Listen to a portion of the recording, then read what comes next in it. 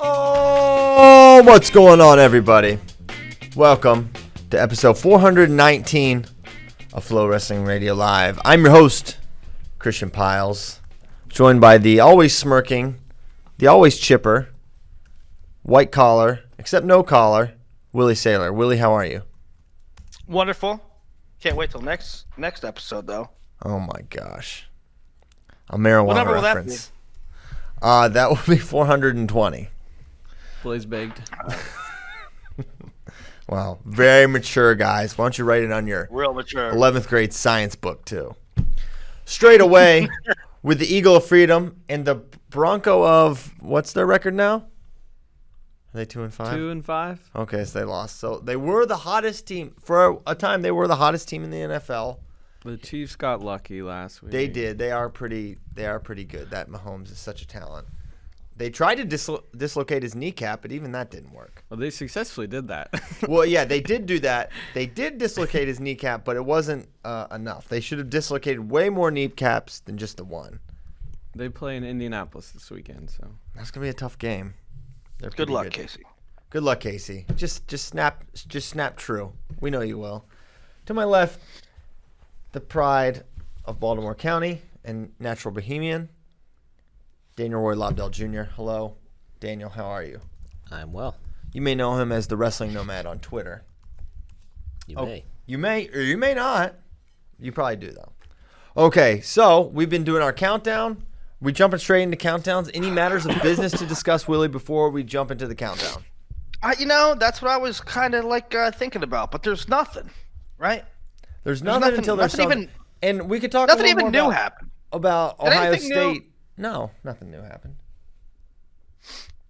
Well, you say that it's like it's a foregone conclusion, but usually things happen during the course of a day. And but yesterday, it's not very slow news day. It's not a foregone conclusion. Sometimes that's good. It's fine. All great. Like sometimes, you're working on previews or big boards, or like 7 big boarders commit in the span of one day, and you're like, hey, folks, maybe we chill for a day. Maybe we just sit this one out. We let things kind of build a little bit. I love it. Keep the news coming. Nomad, as a classically trained journalist, has to have some sort of like got to hit deadline kind of line. I'm on deadline here. It's totally fake. There is no deadline. I didn't even get my quote yesterday. I'm gonna get my quote and I'm out of here, boys. Working on Fridays would help. Ooh. Hey. Shots I fired. work plenty on Shots Fridays, fired. just not in the physical location for designed Flow for Wrestling. I'm wrestling. actually surprised to see you here today, considering Speg gave you the day off. I did. I tricked him. What? I How did tricked that him. happen? I tricked him into giving me the day off. Wow. He did yesterday. I was there, so shout out to Nomad for coming in despite that. On his day off. How'd it go? So many I said, questions about all he this. said, all right, we'll see you tomorrow. And I said, maybe. And he said something to the effect of, all right, well, I guess you have the day off. And I was like, thanks, boss. Wow. And then he left before Speg could change his mind. All right, but you're here on your day off, getting overtime. Yeah, it's great. I saw. Racking up time and a half. Good job by you. All right, so we'll begin with no matters of business to discuss. We'll just get straight to business. We'll talk about the number 4. Number 4, I'm having a hard time with it. It's true. It's the right ranking. But Wisconsin Badgers are right now ranked number 4 in the country. And I guess I just have to believe it, right? Before we get into their team, their lineup, thoughts on just that sentence. Number 4 ranked Wisconsin Badgers, Willie. Well, the other day it was in the show's document, right? So every day before the show, leading up, we have a document so that we have some notes on what we're talking about. And it was in there in case we got to it. Number 4, Wisconsin, and I about fell off the stool. It just didn't seem right. Yeah. But they have a number 1 guy in Seth Gross, and they have a number 3 in Wick, I believe. And they got some other pieces. So I think it goes back to what you said yesterday about the 1, 2, and 3 teams, and then this massive drop off where teams like 12 to 4 are all bunched together so closely. The drop off, Willie, is actually after number 2. It goes like After number 2. 119, 103, and then Ohio State's at 49. Mm-hmm. And then there's like So, yeah. 10 teams within 10 points. So, I mean, knee-jerk reaction is that Wisconsin can probably get to 3 or 4, but that's probably their high point. And I saw number 4, and I'm like, wow, is that right? And then I looked at their composition of the lineup, and based on points and based on rankings, it is right.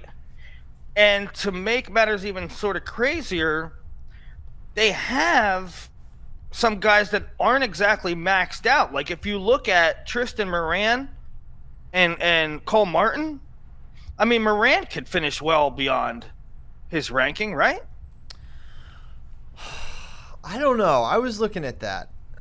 I'm not sure. I mean, certainly we've seen Tristan Moran beat some really good guys in his career, but that level of consistency, has it been there at any point where you can say, man, I think he's talented. I think it's a tough life for Tristan because he's so reliant on crazy counters and kind of basically not his stuff, right? I think it's hard to say he's alive. If he was like a high volume, great leg attack guy, I could see it. But now he is someone that maybe it's almost a little Chad Reddish. He could get really hot.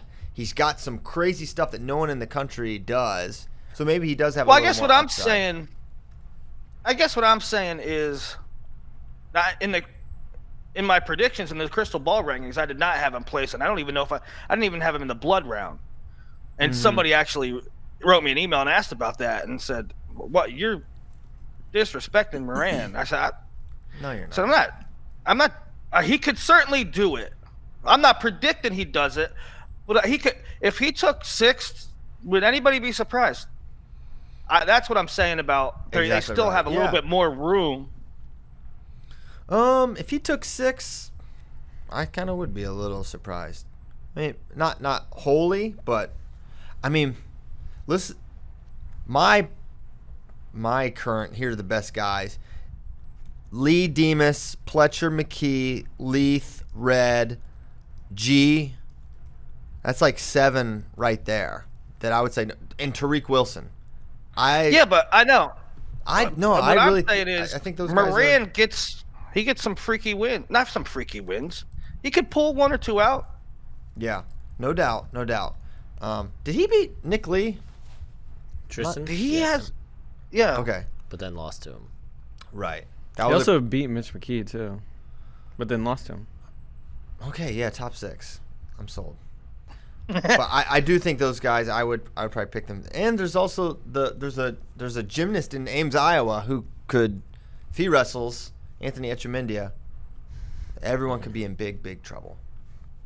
Now, so at the top, they're ranked number 4. They certainly can do it. They've got a lot of guys. But in terms of bullets, a lot of bullet talk. Maybe we should get a more a less extreme example, but we're using bullets, arrows in the quiver. We'll say definitely that sounds awful. It's also lethal. Yeah, arrows are lethal. Ever hear of Robin Hood? Yeah, I'm familiar.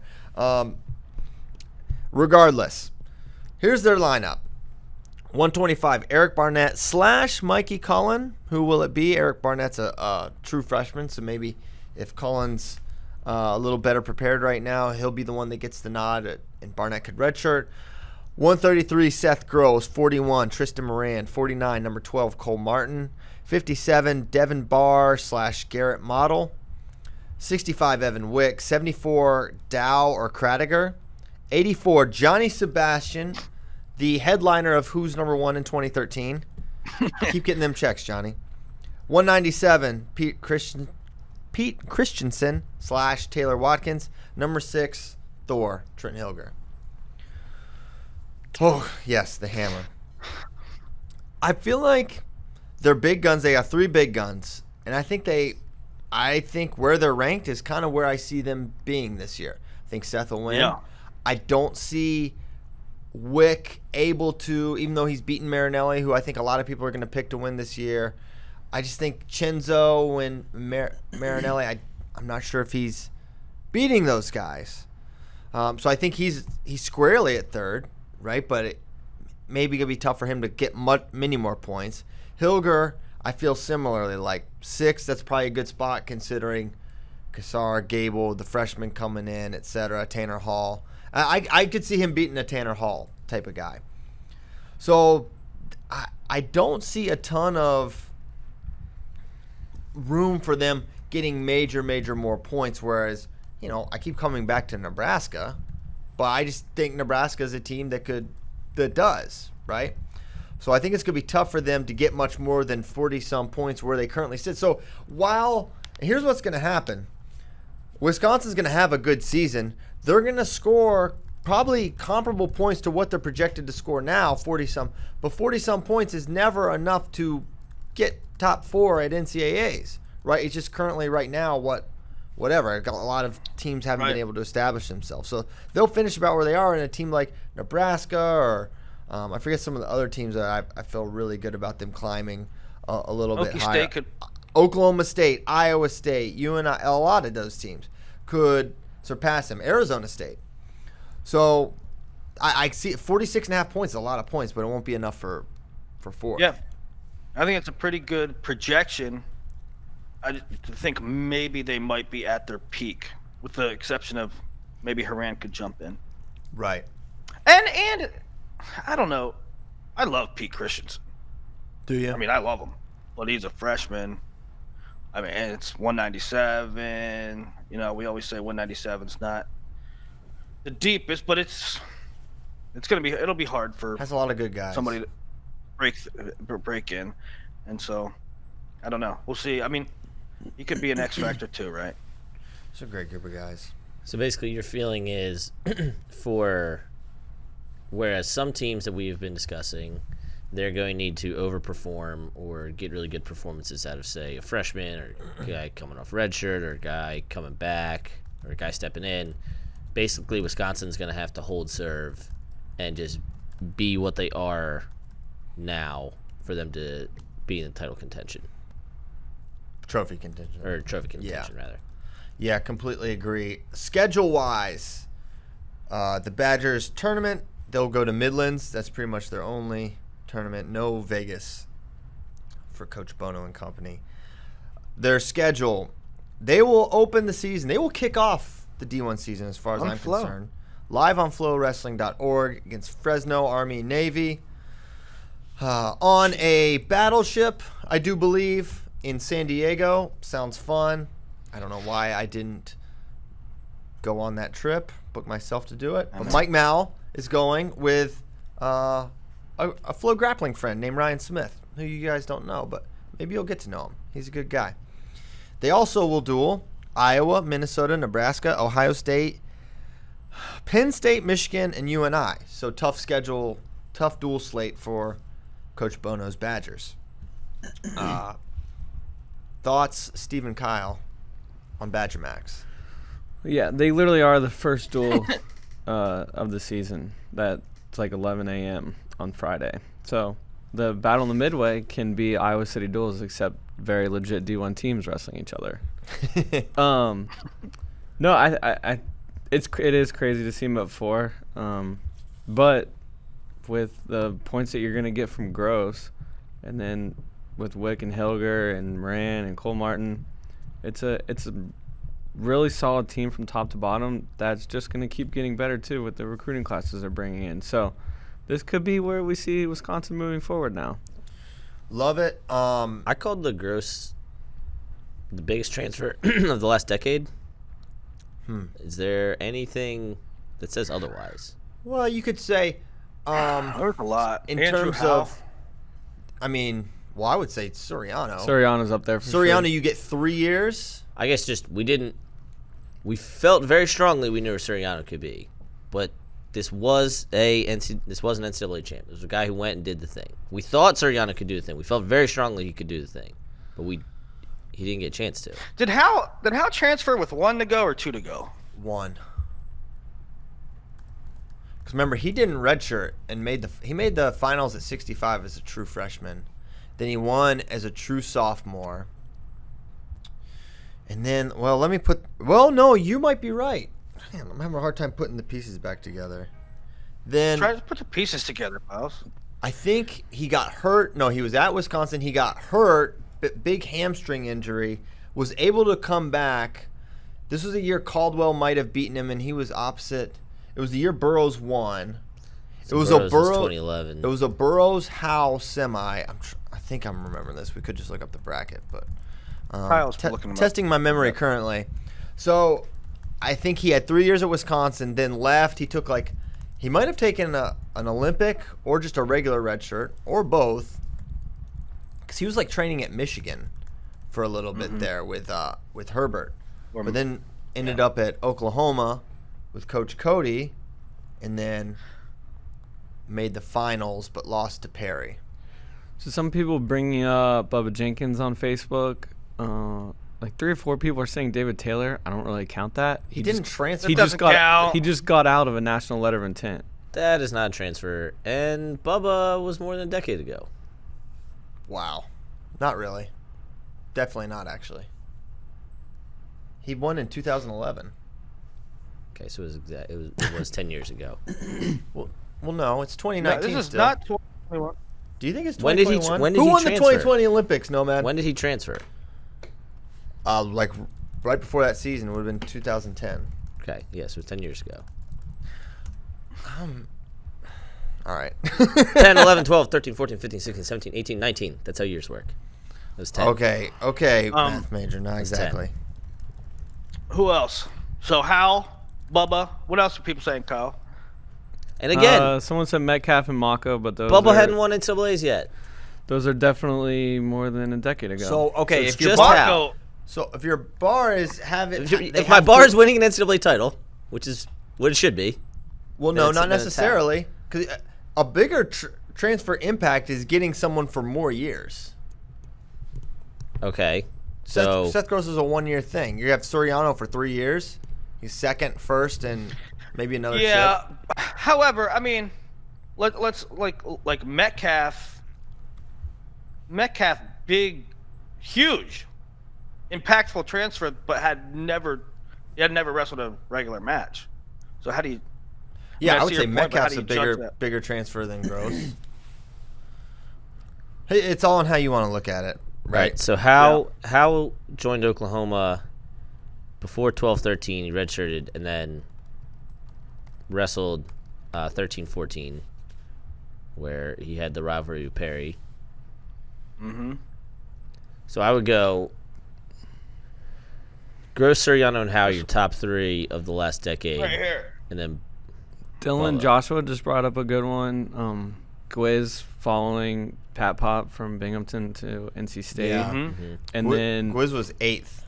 and I mean, what that did for the program, too, was huge. Yeah. And then McKenna to Ohio State was also big. He was an All-American. And then for him to transfer to a power program. now I want to do this article. Biggest transfers ever. Yeah. Well, Here's a picture when I'm not going to do ever. Yeah. Yep.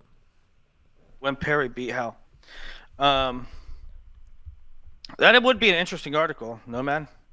So Go back through Caldwell the beat bracket Howe for in 10 or 12 tiebreakers in the years. semis to get to Burroughs, where he was then majored, and then Howe wrestled. Caldwell back for third. Caldwell, who Caldwell also transferred. Yeah, transferred. Caldwell transferred. And everyone thought Caldwell was going to Nebraska. Remember that? Everybody did. It was like I put him in written the up. I think he literally verbaled. I put him in the recruiting rankings. There was 1 year that Nebraska's recruiting class was ranked high, and it included like Who? Donnie Caldwell, Longendijk. Metcalf. No, it included guys that like. Did I say Metcalf? I meant the kid. Oh my God, McCulley Oh, Destin McCauley, Downey. and Downey, and like none of them ever wrestled an actual match for him. Not so much. That's a tough scene. To the point about the recruits they're bringing in, Braxton Amos, Joey Zargo, Aiden Medora from the 2020 class, and then Hayden Kopis and Dean Hamidi from 2021.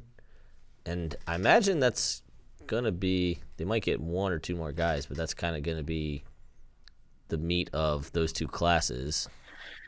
Yeah, I wanted to talk about that too. It's going to be sort of fascinating. I assume they have a plan. I don't know how it's going to work out. They got Braxton Amos is arguably the number 1 197-pound prospect in the country, where they already have a freshman in there, in Christensen. I hear word around the campfires are talking about moving Christensen up, but if they move Christensen up, and he definitely can't go down because he's a big boy, then they're going to have Hilger, Kopis, and Christensen all overlap. So it's going to be interesting who comes out of that. Well, Hilger's entering his sophomore year right now, right? Mm-hmm. So Kopis, well, I feel like Christensen's looking like he's going to be in trouble, like odd man out at 97 and heavy, because I don't see him beating Hilger at any point. And then Kopis definitely has a higher pedigree probably coming out. Well, you could conceivably have a situation in which you go Christensen this year. Mm-hmm. So you could have 2 true freshmen this year, right? Eric Barnett at 125, Peter Christian at 197. Both those guys, by the way, finished number 2 in Willie's high school rankings. Christian was number 23 on the big board. Barnett number 36. So just where's like they're bringing Christensen in from? He's from Montini. He's an Izzy guy. But follow me on this. Christensen goes 197 this year, 197 next year. True freshman, true sophomore. Red shirts. Braxton comes in as a redshirt freshman, and then Hilger finishes out. Christensen comes up, and Kopis goes. He's a senior next year, then red shirts. So Christensen could get 3 or 4 full years of starting service. Okay. And then Kopis would have to sit what, just 1 year? Yeah, which is normal. All right, I guess that's not that bad. Yeah. And then kind of guys they have redshirting this year, like, reinforcements going forward. Kyle Berwick, Josh Otto, Trey Escobar, and then Daniel Stilling and Nicholas Termini are the other 2 freshmen. So, I mean, it's looking like there's going to be a drop-off from this year in terms of, like, if they win a trophy. I don't think they're going to be able to win a trophy next year, but the parts are in place to make this solid team going forward. Yeah. Yeah. They're still kind of in that new – I mean, we talk about this all the time with coaching changes. Like, not every, Coach Dresser getting Iowa State to where they are this point in time versus, like, an Oklahoma, the cupboards, right? The cupboard situation, what they had. Like, Iowa State had more than Oklahoma. Coach Bono came into a pretty good situation having Wick and Hilger already on board, and then you bring in a guy like Seth, and then you bring in a Moran, and you can be pretty solid pretty quickly there. So he had a decent situation he's coming into, and now he's kind of transitioning to that second phase of where it's going to be his guys, which is really exciting. So that's Wisconsin, I think. Yeah. Also, Kradiger could be sneaky. Yeah, what do we think about that 74 Dow Kradiger? Kradiger coming down to 74 shocked me. Really? He was in 95 in high school. Yeah. He won Flow Nationals, right, at 95? Or did he win at 82? Anyway, 95. I would assume that at some point he'll go to 84. And he could be Flow National champ. He could be a really, really tough guy there for him. So that's the squad. That's the situation.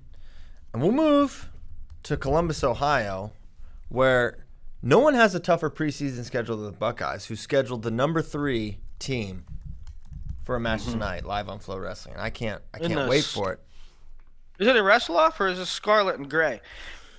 No, Matt, did you see that? It's a Wrestle-off. Did you see Lehigh? Yeah, it's a Wrestle-off. Lehigh's having a real zany situation. Willie, can you explain? I know. Yeah. So Lehigh, in their press release for Wrestle-off, said brown and white Wrestle-offs, and which is going to confuse Nomad and maybe me too, because Nomad makes a clear distinction between a brown and white intra squad and a Wrestle-off, and Lehigh called it brown and white Wrestle-offs. Yeah, there's the intra-squad, there's wrestle-offs, and then there's the colors of your school. There's 3 separate entities. No, incorrect. There's 2 entities. There's 2? There's 2 entities. The colors and inter-squad. The wrestle-offs are wrestle-offs. Okay. That's a joke. Also, 3 is also a joke because they're all the exact same I know, and you guys ran completely left with this. All right, Ohio State, 120. Now, this is the zaniest. I don't know. They could go so many directions with this team. So many. I'll give you some of them, but who knows what they've got up their sleeves. They once pulled Kyle Snyder out of Olympic red shirt so that he could dethrone Nick Wisdowski and make their team finish really high, and it worked. 125, Malik Heinzelman. Feeling good about that one. There's no one else, really. 133, Jordan Decatur. But could Pletcher come down at some point? Because he was a 41 now, but could he be a 33? Does D'Amelio factor in at all here? 41, currently probably Luke Pletcher, but Quinn Kinner's really good. Could Keyshawn Hayes potentially drop down if he loses the wrestle-off to Sasso? At 149, we think it'll be Sasso, but he's got to beat Hayes at Michigan State. 57, Elijah Cleary or Jaden Maddox will wrestle today, but what if Keyshawn goes up if he loses to Sammy Sasso? Because how big is Keyshawn Hayes? No one knows how much this guy weighs right now, except probably everyone on that team. 165, Ethan Smith, but he's wrestling Carson Karchler. If Karchler's wrestling and he wins, do they go Karchler right away? That would maybe be advisable, but maybe not. Maybe you give him a year to get better. I think Karchler's going to win the wrestle-off. 74, four-time Ohio State champion Caleb Romero versus Rocky Jordan. Who's that going to be? Probably Rocky, if you ask me. 84, Gavin Hoffman. 97, Colin Moore. Then we're back with more shenanigans. Heavyweight, Chase Singletary. But wait a second, we're going to let Kirkfleet wrestle off. If Kirkfleet wrestle offs, I think he's going to win, which means he's going to start, which means Singletary's on the bench.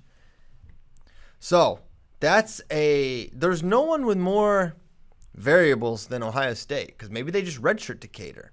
Maybe they redshirt Carson. Maybe they go everyone. I don't know. I don't know what to make of it, but I like this team. I really am excited to watch them. Willie Saylor, your thoughts on the Buckeyes? Well, I mean, a lot of flux, a lot of permutations, but I think what I sort of kind of don't like, I don't know. I like it and I don't like it. Like, if they're gonna have, and I believe Pletcher's gonna stay at 41. I wholeheartedly believe that.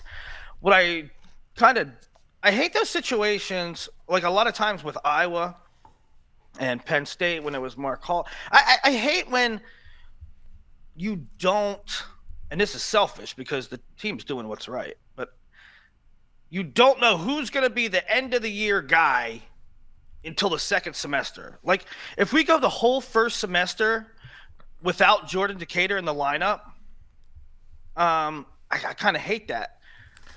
But Ohio State normally doesn't do it like that, you know. They'll typically, like Miles, I'm pretty sure his red shirt was pulled pretty soon.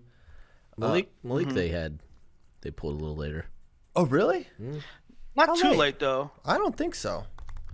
We can look. I don't recall. It was January 11th. Dang! Wow. Really? What is that? Yep. He wrestled so much. I wonder if it was just because it was such a foregone conclusion that he was going to go eventually. Yeah, felt. Well, yeah. But yeah, because I remember he lost. He did go to Midlands and lost. He did wrestle. He did Michigan State Open, Ohio Intercollegiate Open, Lindenwood Open, Midlands, and he wrestled unattached at Midlands. And then the next thing they did after Midlands was the duel with Indiana, and that was when they pulled it. Yeah. So, I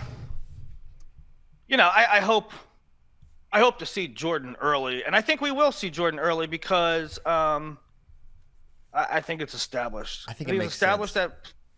I think it's established that Pletcher is going to stay at 41, and so the best option is Jordan at 33, and I love it. 49. I saw Sammy in Vegas, and he looked big, and I crossed my mind, what if he goes 57? But it sounds like he's going to be 49, and I think that's probably locked in. Then How do you think he 57, does at 60 57? How does I he think do, he would be do fine. against a Hidley? Yeah, especially this year. I mean, I think he needs a year or two at 49. I would expect at some point Sammy to be 57 though. Yeah, but I'm just Whether saying it's if he this year goes or up a this couple year, years. I'm asking about his prospects at that weight. I don't like him. I don't like his prospects as much as I like his prospects at 49. Yeah. I mean, I think Hidley's big, full size, physical. David Carr is long and big, and I think David Carr eventually goes up to 65. I just think his shot's better at 49. I mean, he could win a title at 49. I don't know if he Right. can do that at 57. Yeah, I think the big dogs there, Deacon, Hidley, even Caleb Yeah. Young, just they're so. And I don't think for a second Sammy is going to struggle against fundamental guys, but they are so good at the basic stuff. I just think it's going to be it'll be hard for Sammy to beat those guys year one because they're so solid. He's so good in exchanges, and I feel like the exchanges that those guys enter, they enter them winning. I think he matches up better with a Carr than a Deacon or even a Caleb Young, just because there's gonna be a lot of exchanges in there, and the more exchanges there are, there's a chance that he catches a guy in a cradle or in a scramble. He's really a creative wrestler. So I think he makes sense at 49 this year individually, but for the team, if you say, all right, Keyshawn Hayes at 57 again is he's not a 57, we don't think, but he's probably a pretty dang good 49 pounder. He had been before. Maybe if you roll out Malik, Decatur, Pletcher, Hayes, Sasso, that's a really good first five or however many names I said. Yeah, Is that the possibly. consideration? I don't know if it results in any more team points I don't either. when you do the math. I mean, it sounds better, right? But I don't know if it ultimately ends up in any more points. So yeah, there's some flux in the first half, but I think it's a little bit more settled in the back half where it could be the next 3 or 4 ways could be any number of guys and potentially new guys. You're talking about freshmen in Karchla and Rocky Jordan, who we just said the other day, 13-0 in his first Wrestle-off, and which is he beat a veteran, blanked him 13-0, which is a good sign. It's just we haven't seen Rocky kind of in a long time. And at 65, Karchla, I talked to his father at Super 32, and I recall the conversation being something like, I said, is Carson going to go? And I recall the conversation going something like, he'll do what the coaching staff tells him to do, but I think he's going to stay in red shirt. Mm-hmm. So we'll see there. I really like Ethan Smith. I think he's good. If Ethan can hold 65, I think he can have a nice year for them anyways. Give Karchla a year to, do the things that red shirts can do, even though No Man was making good red shirt points on the last show, which was yesterday. So, but I am excited for that Wrestle-off 74. Caleb Romero, man, it's interesting. We all really, he was kind of a mystery coming out of high school, which is strange for someone that kind of did what he did for time, but he was a stud football player, like one of the best in the state, quarterback, total hammer. So he didn't do like the Super 32s, he didn't wrestle freestyle, you just never really saw him much, right? Mm-hmm. And he goes to Dapper Dan, he loses to Labriola, I want to say. Really close one. Close match. So you're like, okay, get this guy full year-long wrestling at Ohio State, amazing program, talented guy with upside. And just it wasn't there last year. I don't know if he was battling injuries or different things, but he seems like he's a guy, he's on the path, he's working hard. It's just, for whatever reason, the results weren't there last year. Now, is some of that, there's the development track for guys is just so different now that I think we can forget and lose sight of, okay, this takes a while. This can take a while. There's so many freshmen that are so good right away, but you forget that it may take a bit. That is something that it's an enigma. It is such a crazy situation how we look at guys now as compared to how we looked at them 10 years ago, 20 years ago. 20 years ago, you came in as a freshman. It took a year or two maybe until you developed into an All-American. Now, if a top 40 guy comes in as a freshman and he doesn't AA as a freshman or a sophomore, you almost write him off. It's almost like, he didn't really pan out. He didn't really pay dividends. 20 years ago, we would be saying, all right, now's this guy's time. He's probably gonna punch through this year, right? Yeah. Now it's almost like these kids come in so college ready that you expect them to produce way earlier than they are. And I think that's a very good point, Christian, because that's something we see all across the sport in almost every case. Among the blue chip guys, if they are going to be a thing, they are a thing early. Mm-hmm. And if they're not a thing early, they're probably never going to be a thing. But yet there are outliers, and so I think your point is valid. Maybe this is now where Caleb Romero gets on that trajectory.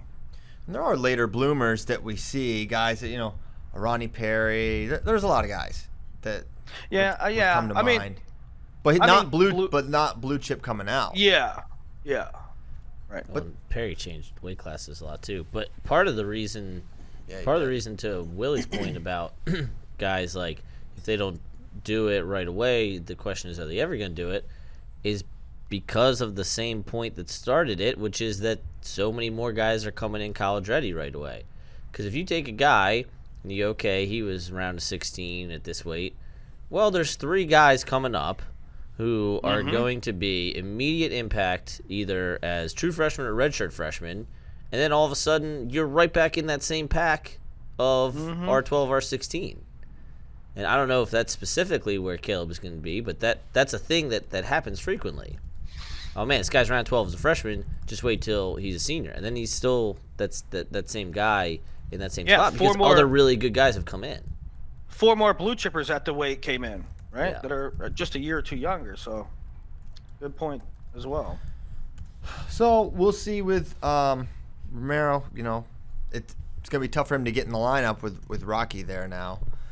And I don't know what else. We're kind of making our way up. Hoffman, we've talked about more. We've talked about the heavyweight situation wrestling off. Why do we think Ohio State's saying, hey, let's get Kirkfleet out there right now, right away, when clearly you have a guy that's quality in Singletary who can win matches, who can maybe place this year? Why throw Greg out there year one? I don't know. I mean, I don't know beyond Greg just wanting to wrestle and giving him that latitude and saying, Greg saying, I'm going right now. I want to wrestle. I can't wait to get on the mat. Yeah. And so if you have a guy like that, a very, blue chip, a very coveted prospect, and he comes in, sometimes you have to give him that latitude. And while we say, like, on paper, preseason, we're in November of 2019, October 2019. We say, why if they have a good guy in Singletary, would they use, would they start Kirkfleet? He could use another time to develop. He could be more valuable in a few years. At some point when when the team could win a national title, which it doesn't look like they could do this year. There's lots of things. Like, number one, who knows what the situation is going to be in 2023 or 2024? Maybe he could be valuable. Maybe he couldn't. Maybe there's a new blue chipper that comes in, and Ohio State is fine at heavyweight in 4 years. Maybe Mark Hall pulls his hamstring at Big Tens, and then now we have a team race on our hands, right? Yeah. Any number of things. So I don't think, I don't know. Every situation is different, and sometimes I sometimes I will vehemently disagree with using a guy as a freshman as opposed to letting him wait. And this is one where I just think Ohio State, I think Kirk Fleet is fine. I think he's ready. I think he can go with all these guys. I think they recruit well enough that in 2023 they're going to be fine at the position. Mm-hmm. I think that while it doesn't look right on paper now that it doesn't look likely that they're going to win a national title right now.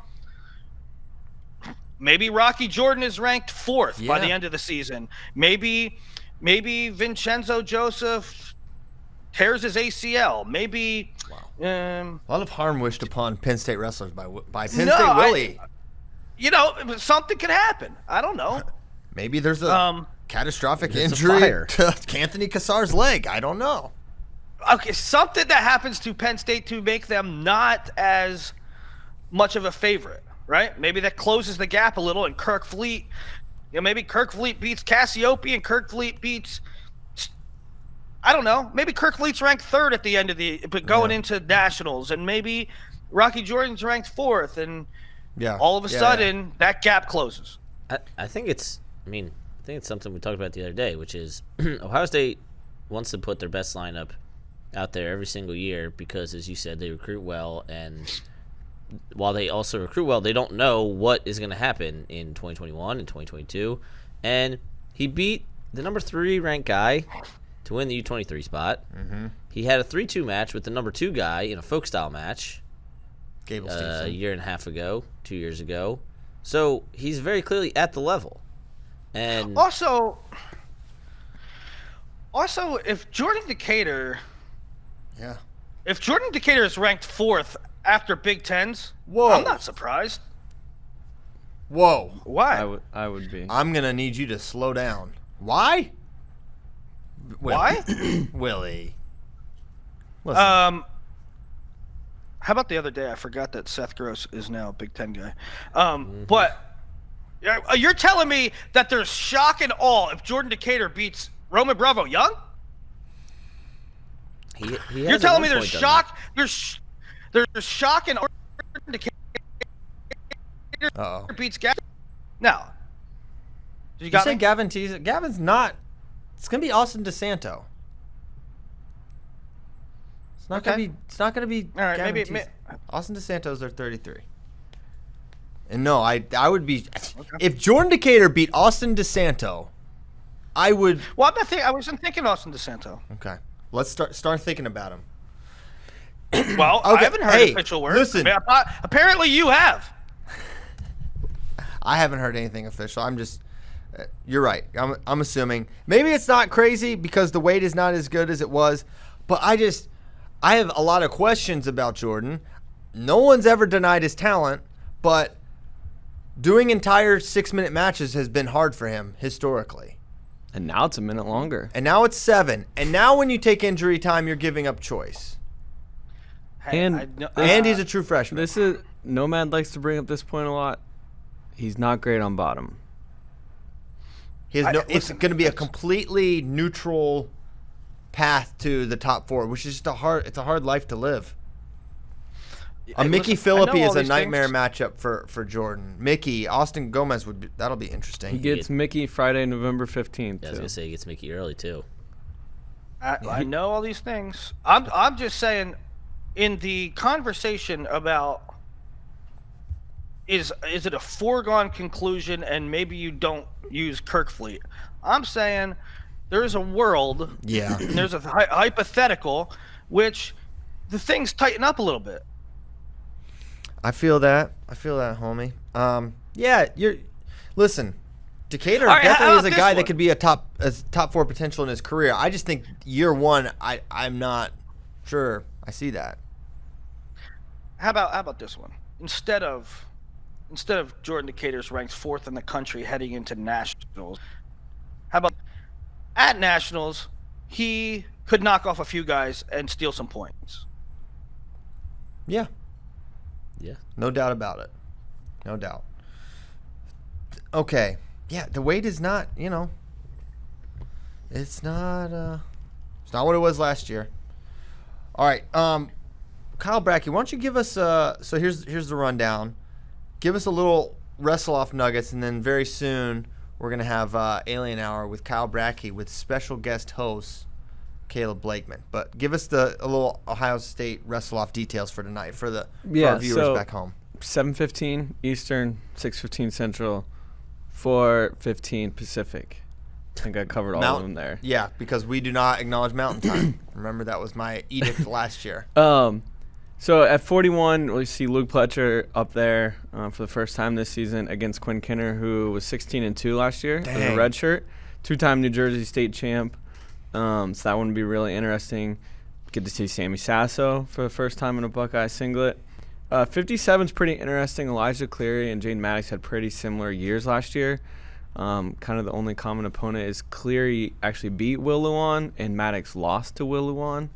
And that weight feels really up in the air. If Keyshawn, because we know he's going to wrestle at Michigan State at 49, if he drops that to Sammy, could we see him go up to 57 and try to get back in the lineup there? 65, Ethan Smith coming down from 74, ranked 12th to start the year against top 4 blue chip recruit in the class of 2019 Karchla.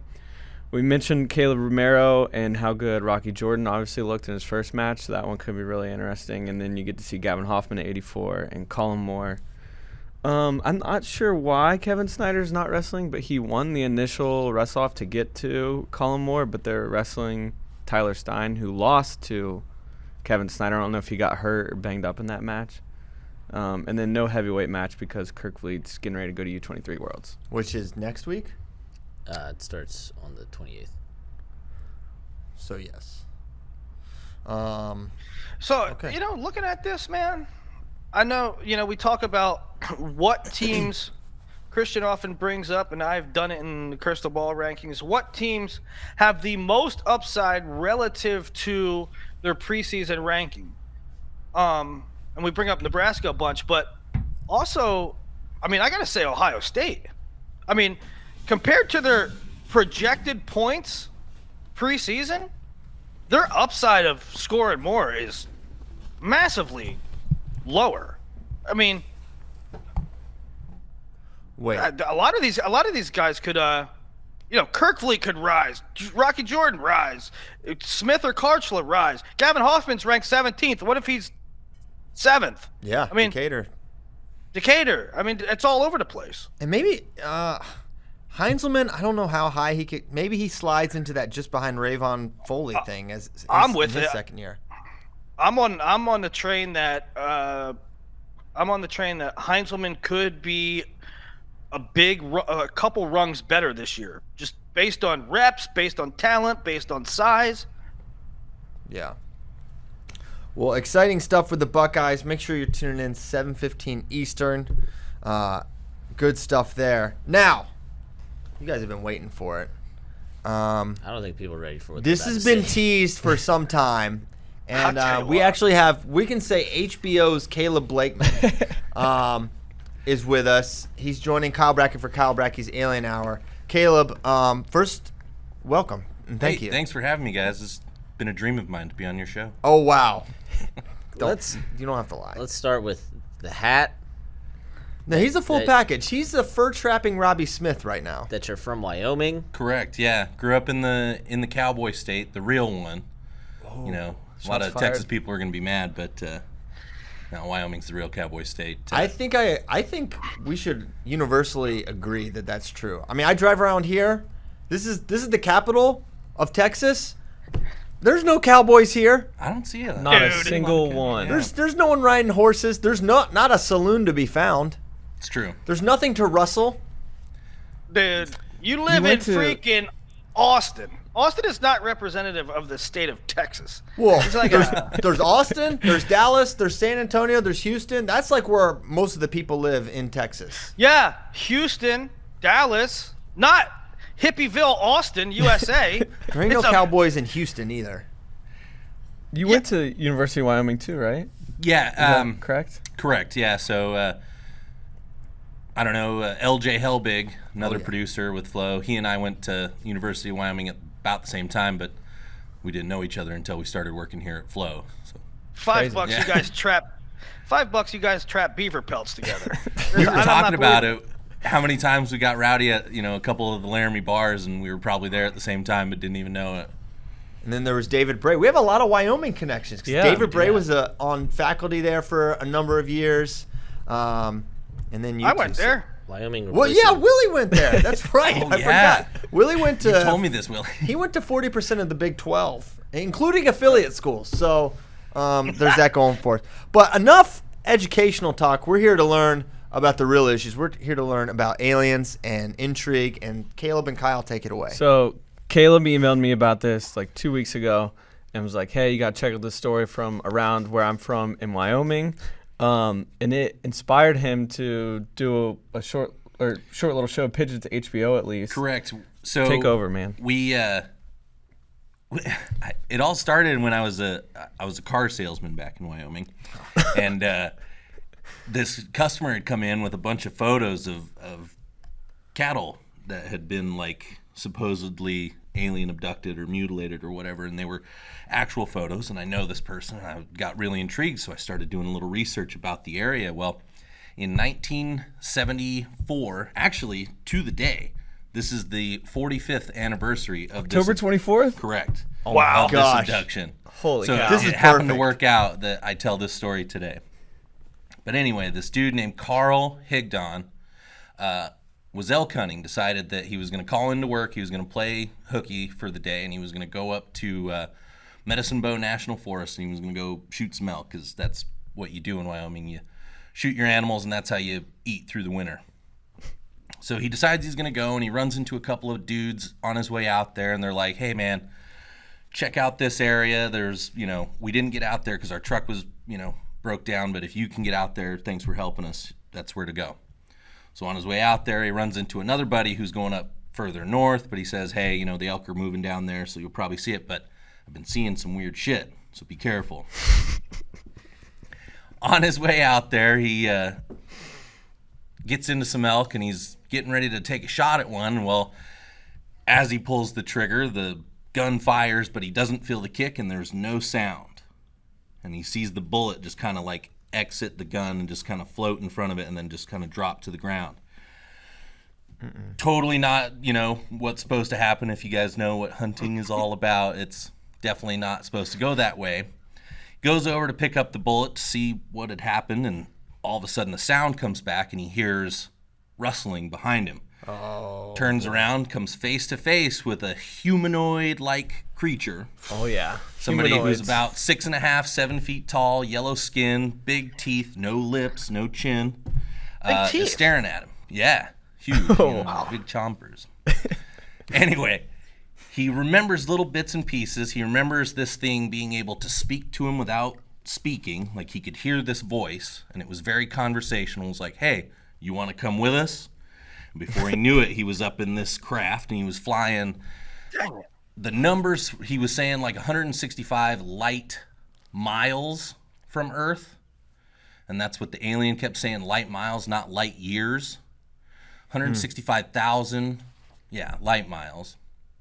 So he goes to this place, and he is experiencing this new planet with these giant structures and these, humanoid creatures. And he runs into some actual people, and they're, younger people. And then there's a guy who, physical specimens are good-looking people, right?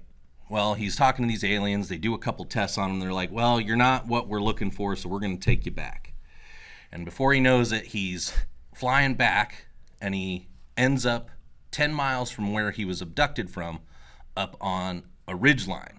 He doesn't remember how he got on the ridgeline, but 10 miles away, very hard to get to, very hard to hike to, and he has no memory, and people are out looking for him. People are searching for him, and as they're searching for him, they find his truck, and it's up on another ridgeline. Definitely not possible for a truck to get up there, just like it was picked up and like placed on the ridgeline. So anyway, I'm reading all this, and I'm getting really fascinated. And the deeper I dive into this, the more credit this guy has as an abduction story. The alien offered him some food, and he ate it. So when they did a blood test, he had all these vitamins and stuff in his system. And he was like hyper, like vitaminized. He was like super hydrated. He was had all these nutrients and stuff in his system. So his healing time from when he was discovered was cut in half. Not only that, he had tuberculosis when he was a kid, and all the scar tissue that was built up in his lungs, when they did an x-ray, the scar tissue was gone. Oh my gosh. Had no scar tissue. Dang. If only they Anyway, abducted Doc this whole Holliday. big story came out, and nobody really did anything because it's Wyoming, and nobody in Wyoming really believes this stuff. It's always just kind of a cool story. Well, a friend of mine and I, we got into it, and we decided that we were going to do it as part of a film that we would do for the state of Wyoming. It was going to be I have another interesting Bigfoot story I might have to tell on another episode. Oh, wow. baby. You can be a recurring guest. Yes, Hey, this is 100%. awesome. just different segments. But anyway, so we decided to do this. Well, an opportunity came along where we could pitch it to the Project Greenlight series on HBO. So we did this big pitch, came up with everything, and there was a few rounds of voting on Facebook. We uploaded our video to Facebook, and it got voted on. There was 4 rounds. We got up to the 3rd round, and then after that, it was like the top 8 got picked, and we were unfortunately not picked. But yeah, Sounds like you So- made it to the round of 16. That's a pretty solid run in NCAA wrestling. So when this guy got abducted, was it like, so he was on the craft and then they took him to like a city? they took him to like this planet. Okay. That was, and not too long ago, I'd say 5 years ago, they discovered a group of planets that are kind of in that distance away. But he showed up to this planet, and this whole planet was like a city, and all these structures were like giant Seattle Space Needles and just kind of like huge monolith structures. And They ripped off Seattle. That's yeah, bullshit. basically. Hey, Caleb. Yo. So, what happened with? I mean, the genesis of your involvement in it was this Higdon guy, right? Correct. With these cattle mutilations. You follow up on any of that? Any developments with that? Actually, yeah, I've not spoken to Carl personally, but I've done a lot of research on him. But I've also kind of done a lot of digging in certain areas. The area we wanted to film at, Jeffrey City, is this ghost town. It was like in the 90s. It shut down all of a sudden due to energy and whatnot in the state, and like people just packed up and left this town. So we did a lot of research on this town. We went and explored this ghost town, buildings that were just abandoned, a brand new high school that never been used and shit like that. It was really cool. And then cattle mutilation, we did find a few cases that were real. We got to talk with, I spoke to the person I was trying to sell a car to. I talked to a couple other ranchers in the area. They all have similar stories, strange lights in the sky, waking up the next day, finding cows that have markings on them that are unexplainable. Okay, so I want to see where you're. As you know, Caleb, I am the show skeptic Okay. when it comes to aliens. So I want to see where you're coming from here. Coming into this, before you heard these stories of abduction and a guy becoming vitaminized and other things like that, where were you on the alien thing? Were you like, yeah, I believe, I don't believe? Were you a skeptic as well? Or were you kind of someone that always kind of like, yeah, there's something else out there, and they're definitely taking Wyoming hunters and taking them to foreign cities? The more I do research on different things, the more I find that, maybe it's not aliens. I've had experiences of my own that I can't explain, and the only thing that I can say is, lights in the sky are definitely defined as UFOs. So, I've seen UFOs, and I've talked to other people that have experienced things. There's also different cases of hunters and stuff going missing in national forests and national parks, and nobody really knows. I would chalk that up to bears, but keep going. Also, yes, that could very well be. But then, I'm more of a bear truther than sure, aliens. and very, very, could very well happen. Tons of bears in Wyoming, tons of grizzlies and stuff. So, I would say I'm a skeptic, but wouldn't it be cool if it were all real? Yeah, absolutely. Dude. Yeah. I mean, I'm always Yeah. asking questions, but Hey, can we I'm go open back to to being proven that they're correct. Yeah. That they're real. Can we go back to a point that occurred in the story? Sure. Because I've always been an alien guy. Not that I wanted to believe. Not that I like forced myself to believe. Just in the sheer mathematical probability, I guess. It's like there's lots of space out there, so there's probably yeah. other beings. But so I'm going to pose this question now. In your story, in this man's story about he's going elk hunting, he encounters another cryptid or another, humanoid. Mm-hmm. And the humanoid says to him, or like alien, for lack of better term.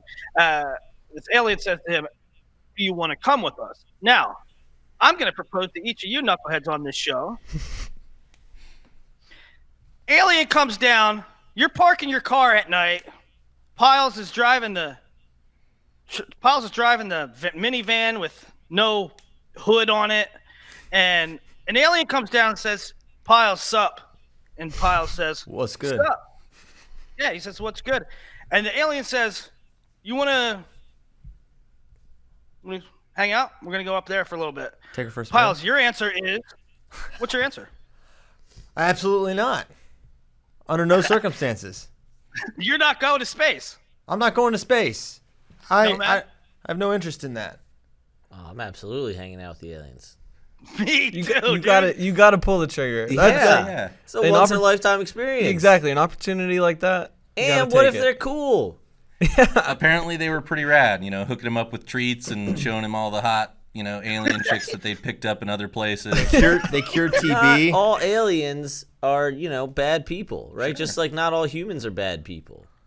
Yeah, I know, but just a trip with it's just day one stuff. Should you get in vehicles with strangers? The answer is no. Okay, should you Christian, do what- it? why? But you guys make an exception. I've Kyle, got- you're about to be a father. Are you Yeah. gonna tell young Hayden, hey, if you happen upon a 7-foot yellow figure with giant teeth, and he says, "Come with me," you'll say, "Give it a spin, Hayden. Let me Yeah. know how it goes." Yeah, because Daggone it! Yeah, Olivia! because it's an alien. It's not a person. Right. I mean, you're going to go down in history as the guy who went with the aliens, Yeah. No, But you're you not. also have a gun. You're gonna go down in history as Yes. the guy that no one believes. Carl's a legend. Carl is a legend Carl is a in the legend. state of Wyoming. Do you But know he did Carl? have his hunting rifle, too, so, He he's coulda packing killed- heat. He's packing heat. Yeah, he didn't even feel threatened by the alien. Not He was even like, one bit. "Mm, The alien yeah." was like, "You got a rad gun, but you got to keep that because, it's Dang. on our style." Caleb, are you taking that journey? 165 light miles. Oh, absolutely. Absolutely. Life is a highway. Right. You know? So they find him on this ridgeline. Yeah. He's like really far away from his car that he Honda couldn't have ridgeline, got probably. to. Correct. How long was he like out there before they found him? So he went missing, and they looked for him for like 26, 27 hours. Okay, and then they found him. They ended up finding him So he was only gone like a day. a day. But About he, the time it he takes to get experienced 10 miles only, away. Say that again? About the time it would take to get 10 miles away. Sure. But he experienced only 2 hours of time difference. Okay. What felt like to him. The interesting thing to me is the truck. Yeah. That the truck couldn't get up there. That is This is what I'm really excited for. So CP will be one day abducted, okay? And he will try to tell everybody what happened. This happened to me. I swear. this will make me And then we will not believe you. except hold on. I am the most credible person here. No, you're not. All you guys, I'm more credible than all you guys. You guys already believe. Okay? I do not believe. Okay? So if I come back and I say that I do, it's a lot more likely I would. Yeah, we'll just poo-poo you.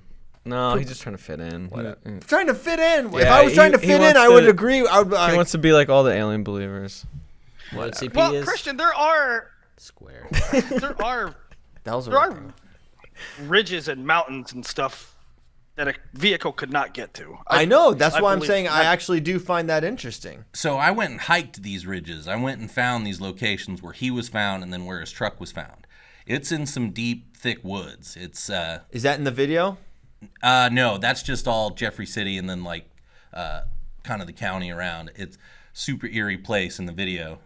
We loaded it up if we wanted to watch it. Yeah. Roll that watch it. roll Roll that the video. beautiful Should bean we watch footage. it? Yeah, roll absolutely. it. Yeah. Alright. Do we have the Phil? rights to this? Do not get us. Oh sued no, on no, we're HBO. good. This is my video. It's his video. Okay. HBO's Caleb Blankman presenting his video. Here we go.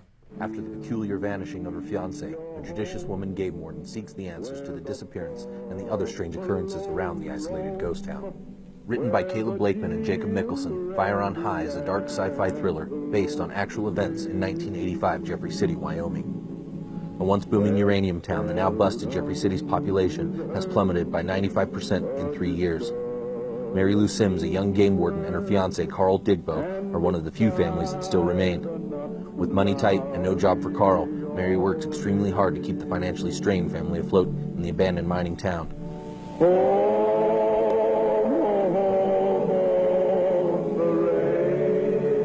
Plagued by strange dreams and restless nights, Mary struggles to do her job in the now disheveled village. But bizarre things begin happening in the frozen prairie. Strange lights in the sky, stolen property, and missing livestock. With no police force within 70 miles, it falls on Mary to serve as the tiny town's makeshift constable. After finding his pickup several days later, Mary seeks out answers. Mary pleads for help from the grizzled county sheriff Wilbur Crooks. But corruption, crime, and the county's economic crisis cripple the department. Mary's on her own. She must overcome high tensions, isolation, ridicule, and the harsh Wyoming winter to find out what happened to her love. My name is Caleb Blakeman. I'm an amateur filmmaker out of Wyoming. I have about 6 years of experience in television and film production. This is my friend and frequent collaborator, Jacob Mickelson. He's an administrator and writer-producer. We've worked together on several projects, and he and I are both huge fans of HBO and the Project Greenlight series. We should get the green light because of 3 reasons. 1, the location. Jeffrey City is an actual modern ghost town, and it serves as a wonderful opportunity for a unique location. 2, with the state's incentives and cheap lodging and food, and then the ease of finding crews, it would be financially feasible for us to shoot the entire 8-episode series on under $25,000. And number 3, the series. Fire on High is based on actual events that happen in the area, and we wrote it to be a web series exclusively. So with comparable shows like Longmire and The X-Files, we think there's a lot of commercial appeal. So, that said, please vote for Fire on High, and thank you for your consideration.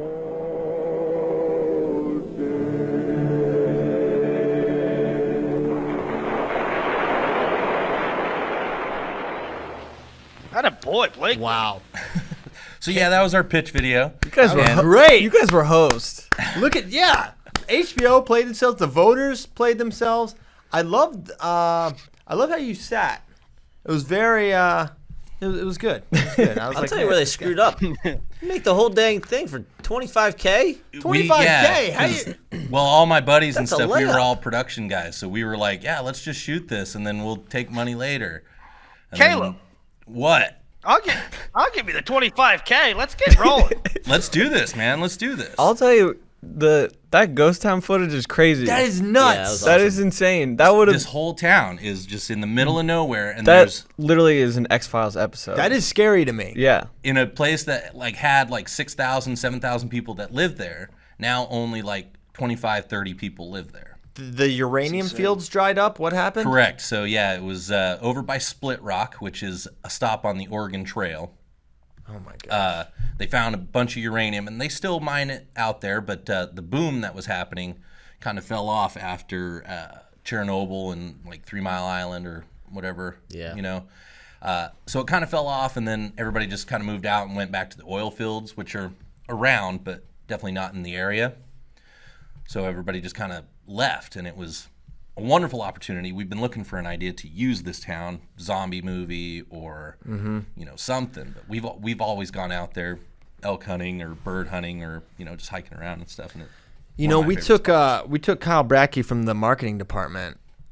I feel like Caleb Blakeman, pretty good content guy. I don't know, Caleb. Eric Helton better watch out. I've always liked doing stuff like this. So if you guys need some help, Maybe here's the play. Okay, give it to me.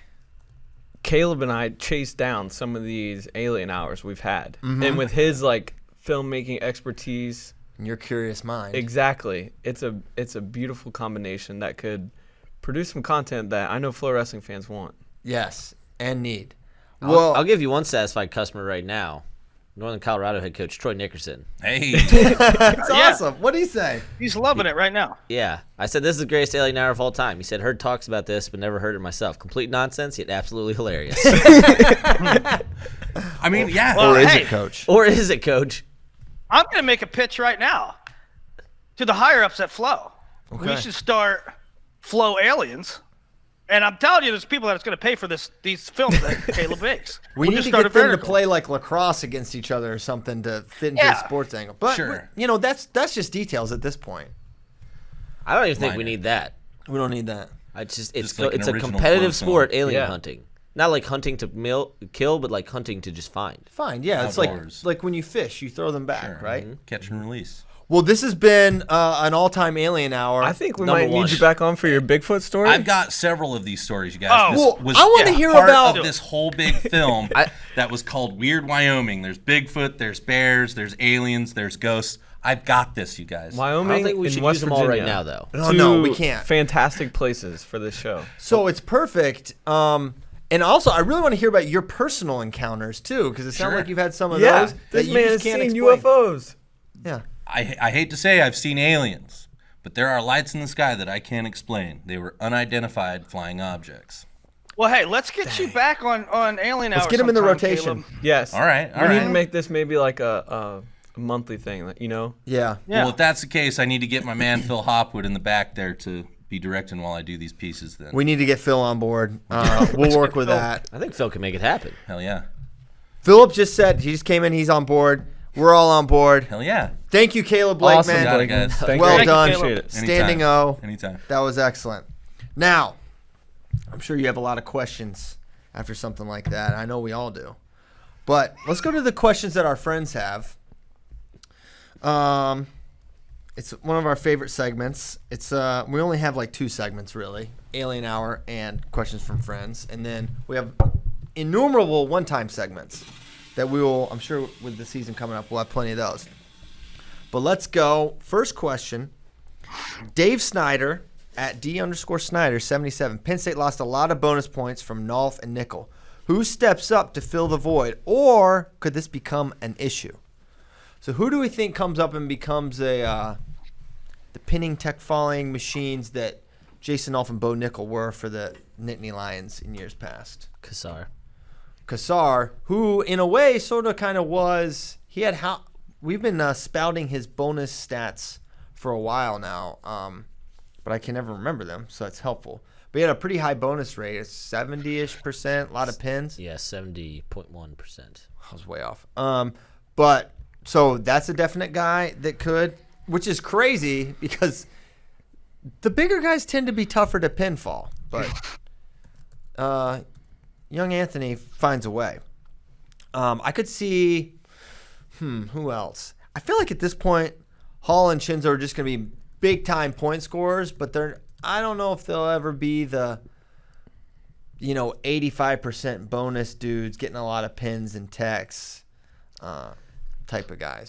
I know, right, the refrain, well, they're not going to have another David Taylor and Ed. And then it's like, well, Another Nolf Nickel, not enough Zane. nickel. But okay, this is not me, doubting Penn State or Kale or the coaching staff in any way. It's just those guys are historically great. Those guys are, the numbers that they put up are video game numbers. So it is reasonable to say you can't replicate it.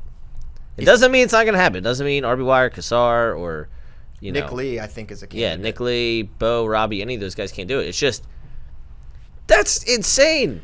You're either going to what you're saying is that basically every generation, or what I'll consider every 4 years, is going to have 1 to 2 people that are historic every 4 years. That is insane. I mean, they rewrote the record book in terms of top 10 all-time scorers, Yes. right? And Hodge winners, and it just completely shifted to How many, Nomad? Do you have that in front of you? How many all-time top 20 scorers have Five, I'm come sure. from Penn State in the last 6 years?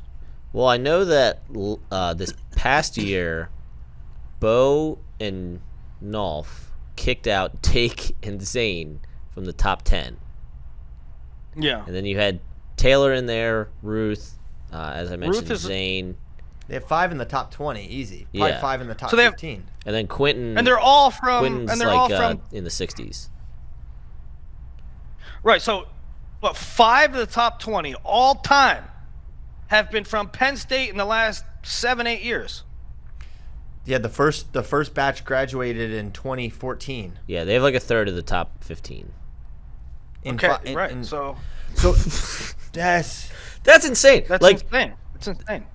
Again, not to doubt anyone, just that means that your track record is once every 4 years you have to produce a top 15, which if you keep doing this then it expands to like top 20, top 25, but a historically, 70, 80, 90 plus point guy. That is an extremely difficult rate to keep up. Yeah, no, two of them. Not just one, two of them. Because they've had 5 with a Zane in between. Oh, by the way, a sixth one in the top 15 is their coach. Right. Yeah, he's number 1. Yeah. That he is. So, goodness. Come on. But that's insane. Yeah. I mean, after, and think about this though, after Bo's redshirt year, I was extremely bullish on Bo coming into that year for sure. But even then, there were not a lot of signals. He had the McCauley loss, and he was fine, but not amazing. And Nolf kind of had a more, oh wow, redshirt year because he beat Real Buto. And I think we all thought they were going to be super good. But it makes you think there's real development that happens in those first couple of years. So maybe we can see it from RBY or Nick Lee. I'll go back to it. I mean, when you're talking about big borders, Bo was 7th or something, and Rutherford was, I don't know, 5th or something. You can't say, well, they were high on the big board, and so it's not really that surprising. There's plenty of top 10 big boarders that don't do what they did, number one. And Every number two, year. I'll keep going back to, say what you want. Zane was, at the top of the charts. He was Super 32 finalist a couple times. He won Fargo. He was Pennsylvania state champ. Everybody knew what Zane Rutherford was. He won Ironman. I'll go back to it. That dude had close matches as a senior in high school. That dude had to pull magic out of the hat to beat Joey Galasso in Powerade quarters. All right? There was no signal that Zane Rutherford was going to produce historic bonus rates in college. Yeah. He had his junior year. I'd have to go back and look at Kale, but he finished early, right? Meaning either tech or pin. 24 of 27 guys he wrestled. Wow. As a junior? Yes. Golly. Find me another season that's happened. That is amazing. The match was terminated early. They were like, "Hey, we can't keep going like this can't. because he's literally killing you." There's kids watching. Throw the damn towel. Yeah. So, man, at this point, we're just identifying candidates, like who it could be. We don't know. Aaron Brooks is a guy I could see being a big-time scorer. I think he's stupendous. Right. Okay. Beard's going to be problems. Really? Beard's think he's going gonna to be be problems. Yeah. I mean, I liked him in high school, but I don't know. Mark Hall has an outside shot of getting in the top 25. Really? He has like a super dominant. Senior NCAA. What's he at right now? He's at 60. Yeah, he needed like a 25. And yeah, the line is 84 to 86 to kind of get in that range. So you but think, it's a good shot to be top 30. I'm not saying. Hey, look. Let me be clear. I'm not saying that Michael Beard. I'm picking Michael Beard to finish his career top 20 in points all time. I'm saying he's going to have a very high bonus rate. Okay. We shall see. All right. What weight class is going to have the highest probability of a low-seeded guy making an NCAA final? My mind ran to two weights, 41 and 49. It's 149. Oh, excuse me. I mean, I just did the preview. Like, Oh, you did the preview. first of all, no one's going to be undefeated. There's going to be my key dates thing is 2 pages long as far as like guys are all going to hate each other. The Big 12 is an absolute monster. So there's going to be a guy who's going to be like the 10 seed, and you're like, yeah, that guy legitimately has a chance of winning. Got it. Whereas I don't think 141 goes down that far. You know, our friend Andrew Spencer Spay put out a poll asking who is more likely to win a title at 141, a combination of Demas, Lee, and Pletcher, or the Field. And the people were split 50-50, which I think is insane. Because I think, back to pie charts, the Demas, Lee, Pletcher combo is well over 50%, in my mind, likely to win the title. That means that Demas, Lee alone may be, like, over that much. For me, in my mind, my perception of the weight class. that means like each individual one is, if you average them out, is at 18-ish. less than 17%. Yeah. I So would less than 1 in 5.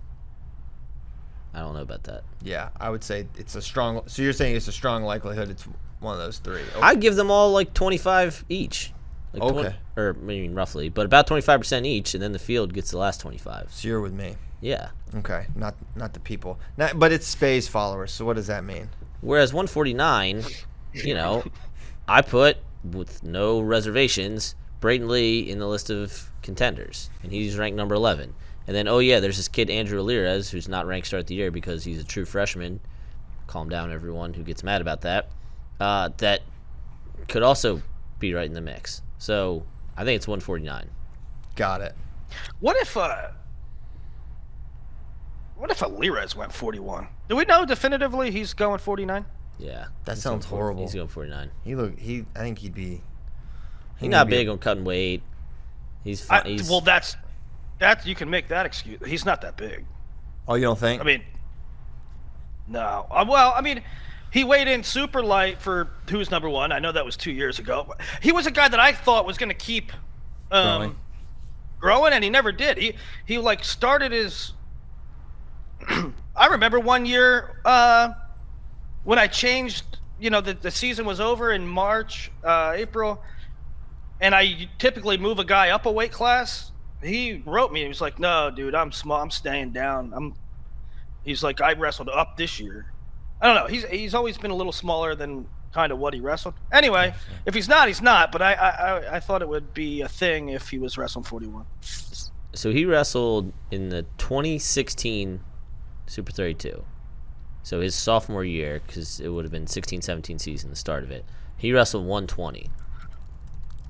And I think after that is what you're talking about, Will. Like after that year where you had him in like 26-32, he's like, yeah, it's never going to happen. So I think he also may be one of those guys who cut a lot of weight as a kid and was like, psh, screw this. I'm good here. Yeah. And so I think, he'll be 49. And I think he is going to be probably 49 for life because he wants to be a 65 for freestyle. All right, here's a question that I put in here because I thought a reply was more interesting than the question itself. Is Teasdale over DeSanto a thing for the starting spot at 133? To which Sean Warner, father of Jacob, says clearly you haven't been in the open practices at Carver, which would suggest to me, I read that as it's DeSanto all the way. So just an interesting nugget. I don't know how to answer the question truthfully, because I don't know where Gavin's at for the reasons we were talking about a couple shows ago. We don't know where he, how he fits. But it seems to me Sean Warner doesn't think it's necessarily a thing at this point at 133 pounds. Okay. It is interesting. Yeah. Compose an Olympic team of current NCAA coaches that have retired from competing. Starting at 57.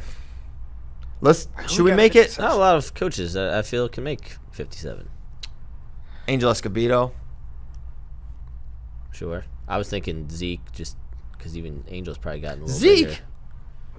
I'm thinking guys who can make the weight. I want to win. Zeke's great.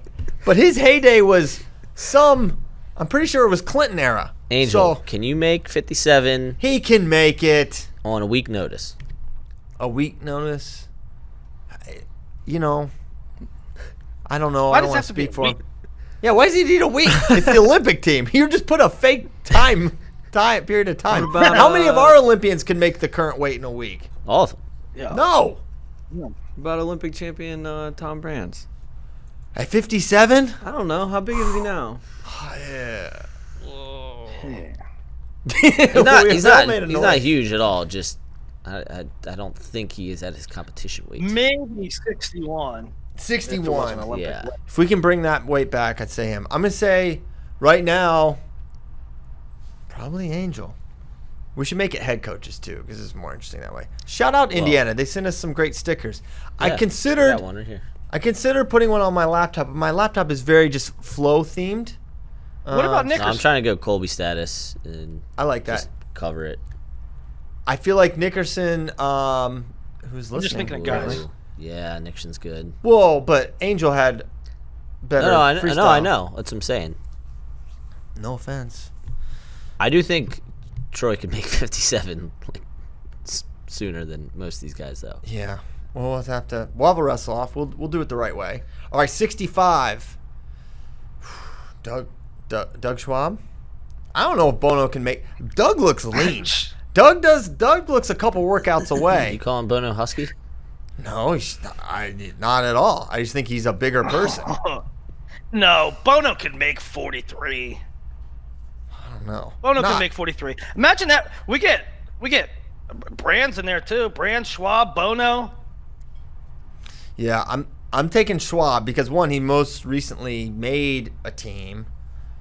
He's closer to the weight. Yeah, I'm saying Schwab. But could definitely be a Bono Brands for sure. 74. Well, I'm going to go with wow, he's an assistant, so that doesn't count. Freyer. Yeah, I was going to say, I'm going to go with the guy who just placed at 74 at the U.S. Open. But This is a he's an hard assistant. one. Who can make 70? Who'd be 74? How about Pan Am champion Kyle Rochelle? That's a good one. Let's go. Yeah. I like it. I don't know. He's looking at the. This is a smart way to go about it. We could bump Metcalf. No, he's an assistant too. Yep. All right. I think good luck beating in terms of head coaches.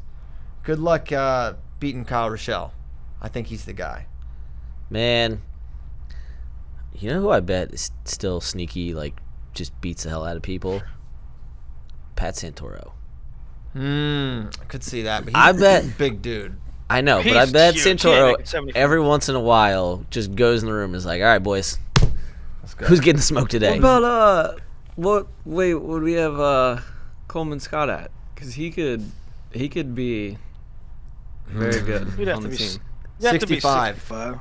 74. Yeah, I'm not. 65 would be a fun bracket then. 65 Schwab versus Scott. That's interesting. Okay. I forgot about Coleman. That's a great point. Kerry Colott? It feels like Coleman's definitely on. Carey. 65 is insane. Oh, we need to actually make this bracket happen. Schwab, Bono, Colat, Scott, Brands. Oh, I got one for 74 because he was getting Kyle Dake ready for Final Yes. X. Rob Cole is our rep. Rob Cole is the rep at 74. Sorry, Kyle Rochelle, but this guy's subbing in for Gabe Dean. 86. Keith Gavin. No, or Arm Dragon. so here's where it's gonna get interesting. Keith Gavin's an interesting one, but I'm pulling Cale Norman Sanderson down. Oh, I'm going him at 97. He's big. No, because here's what I'm doing. I'm optimizing this You're team. sucking these guys down, I'm man. sucking them down. And listen up, Brandon Eggum. I need you to make the weight. Whoa. I want you, world silver medalist, down at 97 That was kilograms. once an actual battle for a world team spot. Yes. Kale Sanderson versus Brandon Nagum. Yeah, but I want the best of both worlds. I Man, want they're both both- guys on this They're fake both squad. big. Yes. They're both real. Those are monsters. No, 213 for Brandon Eggum is reasonable. What 86 about- for Kale, okay, but you know what? That's 2 more kilos than he had when he made the team in 2011. Has Kale gotten that much bigger since 2011? Maybe not. It's a fake team. My team is winning right now. That is a good team. That's What about Damien? Can Damien make I think Damien's in the 125 wrestle-off right now. He's gonna Damien's big.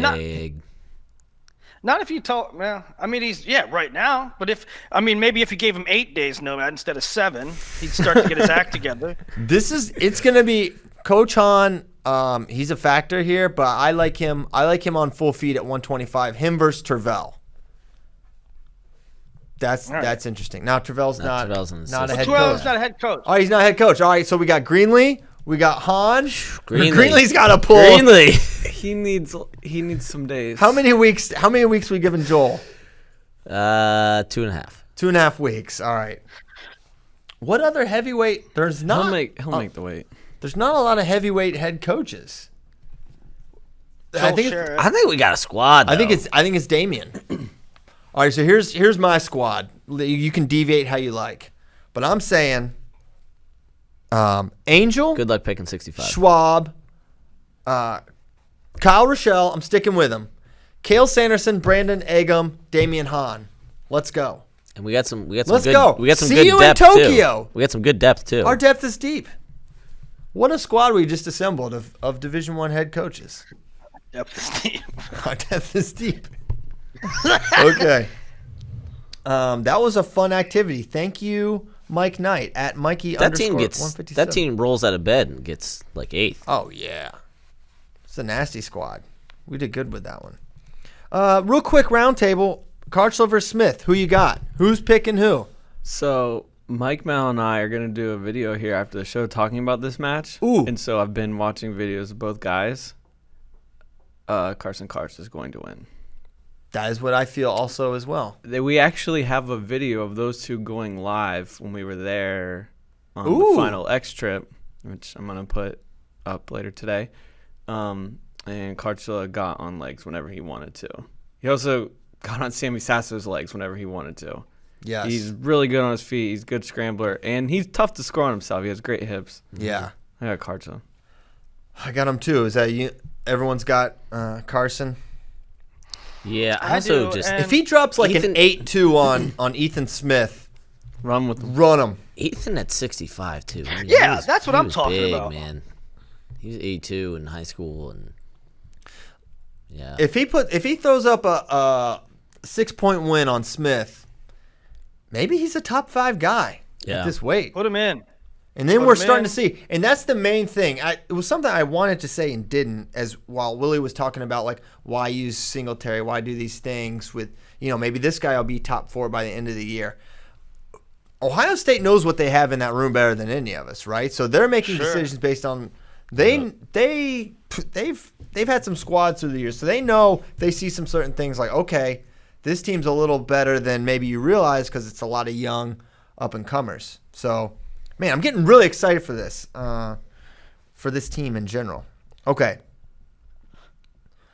With all these Olympic red shirts, does the NCAA year look much wider open than usual? I'd say individual weight classes are more wide open than potentially usual.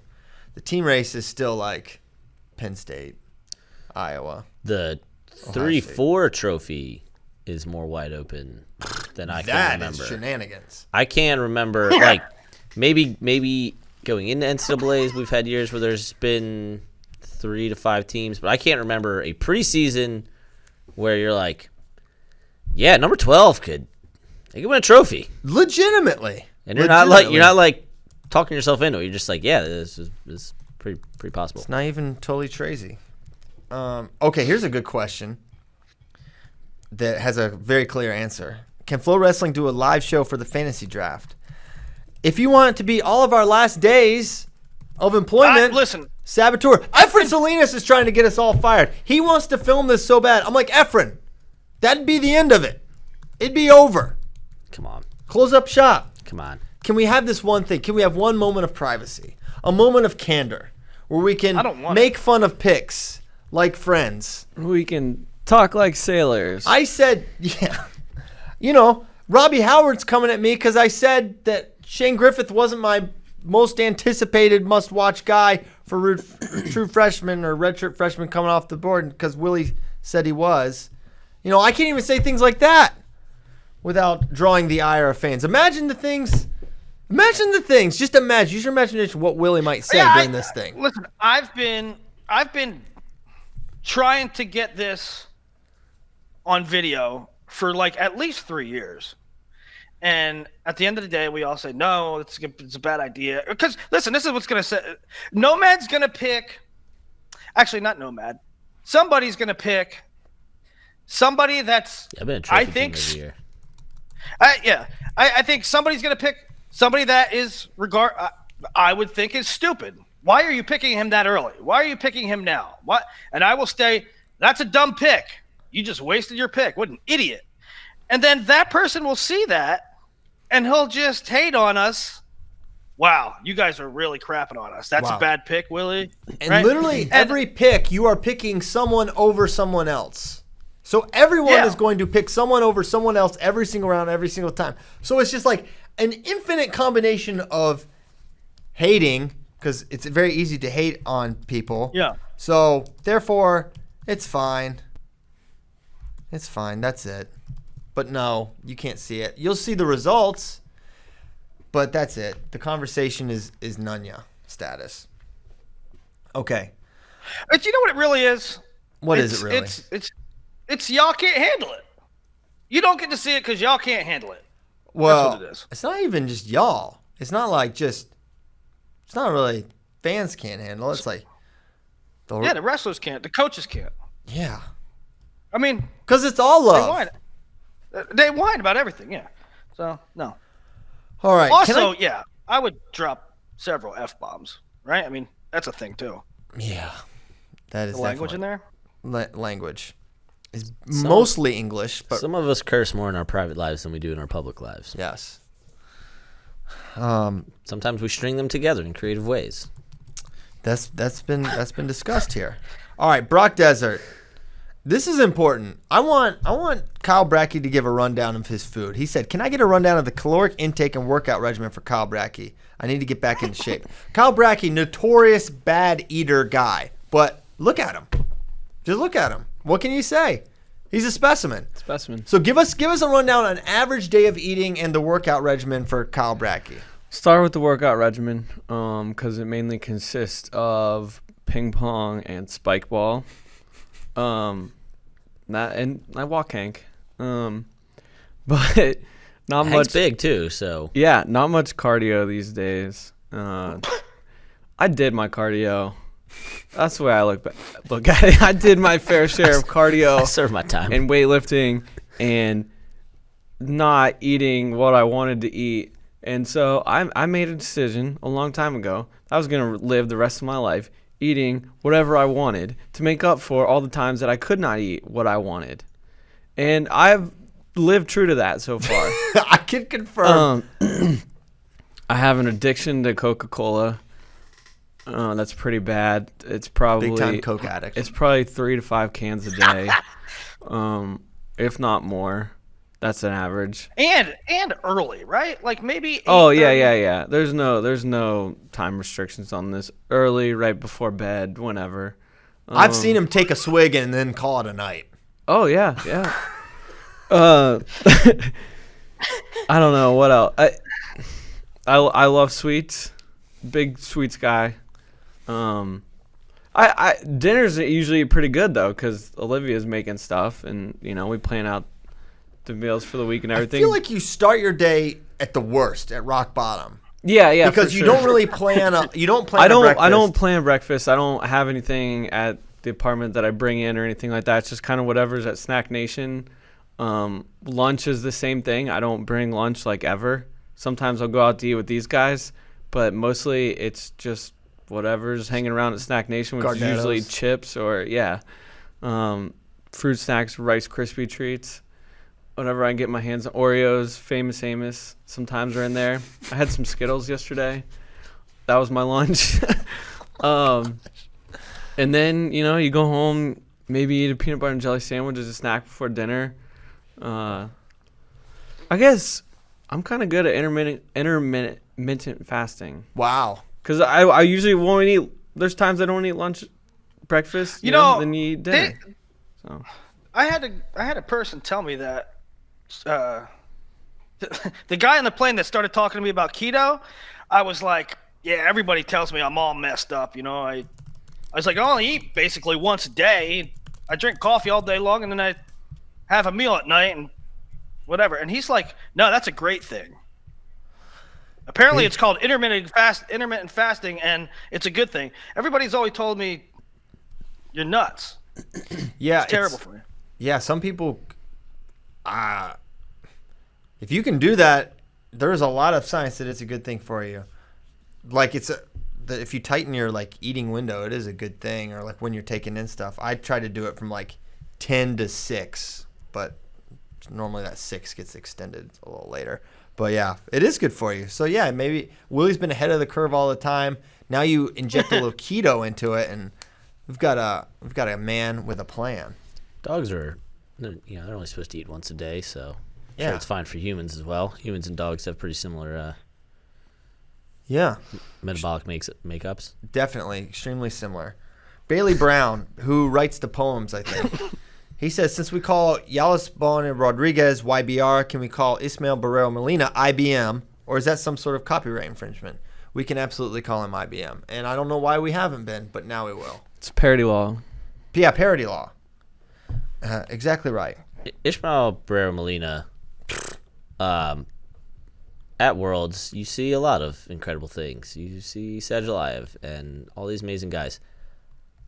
There's not many performances at the World Championships that I've seen like what Barrero Molina did this year. It was amazing. Seriously. Amazing. Okie doke. Well, 9:40 deep in the heart of Texas. It's probably time. That's right. We're going to go. We're going to call it a week for FRL. 3 straight days. They said it couldn't be done. We did it. They called us fools. They said it was crazy. But we showed we have the capacity, we have the mental fortitude, Doubter. we have the physical capabilities to hush all the doubters. And you think it's the only time we're going to do it? No. You think we're done expanding? We don't think so. We've got bigger plans than this. So we thank you so much for listening to 419 episodes of Flow Wrestling Radio Live. Tonight, 7:15 Eastern, 6:15 Central, 4:15 Westland, Oregon, Chael. You can listen. You can watch the Ohio State Wrestle-off. So please do that. Willie has something to say. And Willie, listen, go. Yeah, you don't have to worry about Thursday Night Football because it's the Redskins. You don't have to watch that garbage. You watch Ohio State Wrestle-offs live on Don't Flow. do it. Don't watch them. Because Shout out to the Caleb revenge of Blakeman. Kirk Cousins is coming. He's He's gonna have the last laugh. gonna get all our. And he's actually going to win because the Redskins aren't above 500. We're getting all our lineup reviews of all the top 20 teams. Mm-hmm. We're gonna get in all our previews. We're gonna do probably gonna do an article for the Wrestle-off results. We got Iowa State, North Carolina, Ohio State. It's gonna be live on Flow. Yeah, dude. That's a Kyle Brackey special. And we're gonna rerun all the lineup reviews for all you fans. And then hey, November 1st is coming up. November 1st. 11 duels. 11 duels that day. 9 of which are D1, are all D1 versus D1. Can't wait for that. Thank you so much. Big opening day. Have a nice weekend. We'll catch up after the Wrestling Bucks take the mat tonight. See you next time. Thank you.